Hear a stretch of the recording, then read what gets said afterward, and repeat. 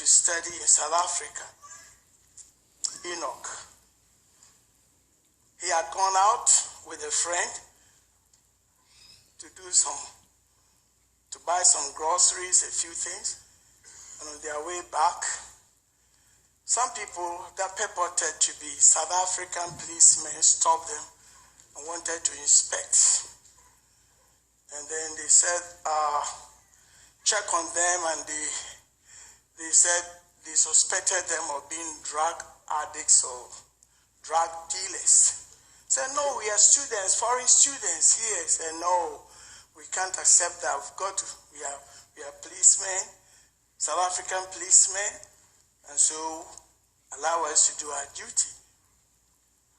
This young man is the son of my nephew, direct nephew, who is also a minister of this end-time message. Raised them up in the fear of the Lord. And this young man held on to the message of the hour.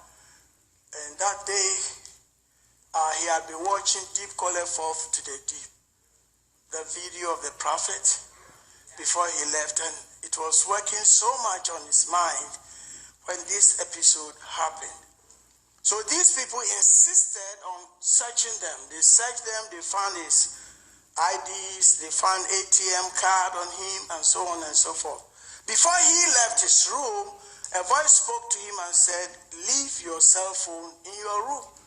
He came 3 times and he obeyed. He left his cell phone in the room.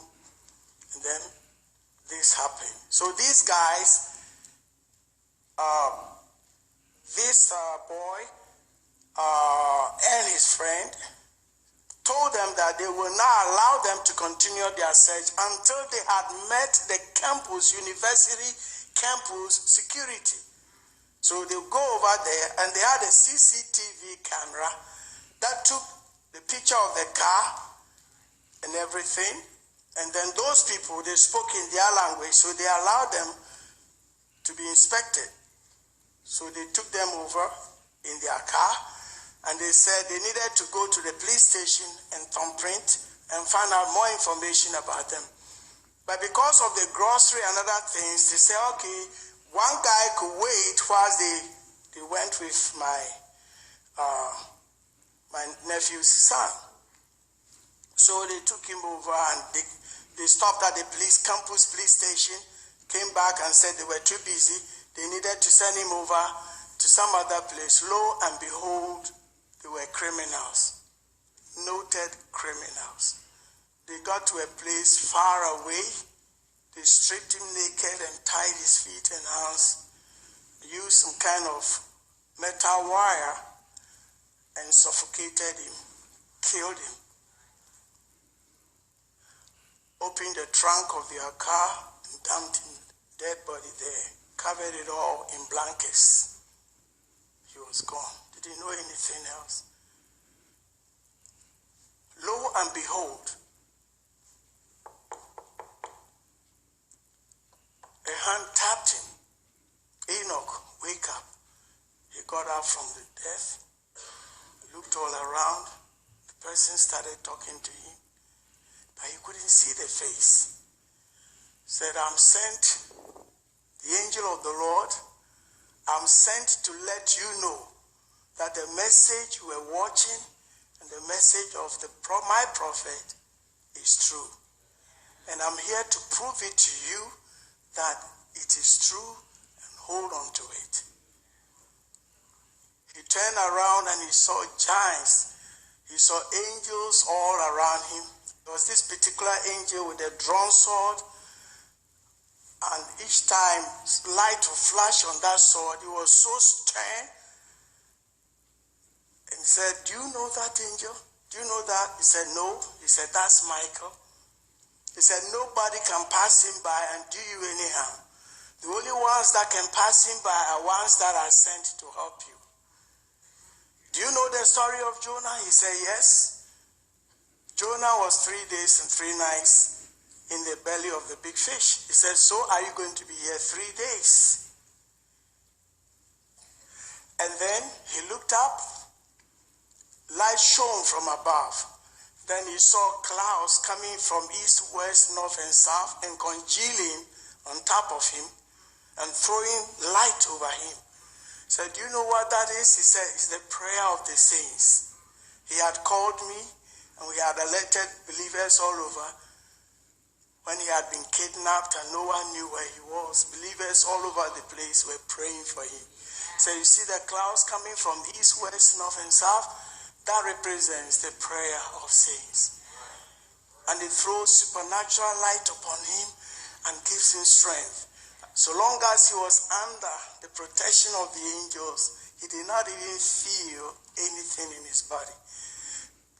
They had beaten him up and stomped on his head and bleeding all over before they strangled him to death. But he woke up with no pain at all in his body. Then it went on and on and on, and he said, those people have been noted criminals. Their cup is full. Everyone will be arrested. When they stopped in the bush and took his ATM card, every money that was on him and all that, they had gone to try the ATM card. They forced him to give away his PIN, personal, his PIN. And so they went to any ATM machine to prove if the PIN he had given away was right, and it was right. So they came back before they continued on. And the third day, every day, 3 a.m., the angel of the Lord would come back to him. One time he came back and said, look up. It was a huge eagle flying around with the claws like that, tendons stretched out like that. He said, look at that. No power can touch you. Just circling around and around and around and around. And the third day, when the time came up, those criminals had forgotten all about him. Some of them were using his ATM card to try to draw money from his account. And the police had gone behind him into his cubicle, and they found his cell phone, so they took a hold of it. Each time the people attempted to draw money with his ATM card, it reflected on his cell phone. So they alerted the police and they arrested some of the criminals. You see why God told him to leave the cell phone there? And then later on, those people, because the CCTV camera had taken the picture of the car, they were able to use the GPS to trace the car, and they arrested the car. So the driver and the other criminal that was holding him were both arrested. And the question, where is the young man that you kidnapped? So he's dead in the trunk of the car. So because it had been publicized all over South Africa,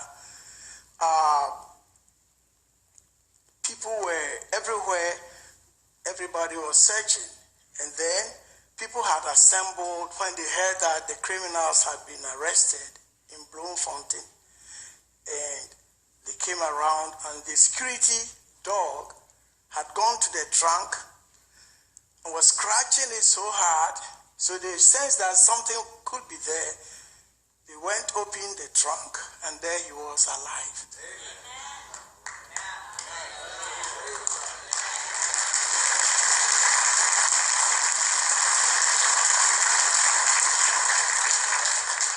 All these things, just last year, June the 20th. Last year, June the 20th, it happened between June the 20th and June 23rd. And we had a convention in Kumasi. I had him to give a personal testimony. I even brought a copy of it. I mean, it's a real testimony. Now they can say this is that and that is this and so on and so forth. But how about this? If this message is false, will God continue to be vindicating it in the lives of his people? They can say anything they want, but it's changed my life. I don't know about you.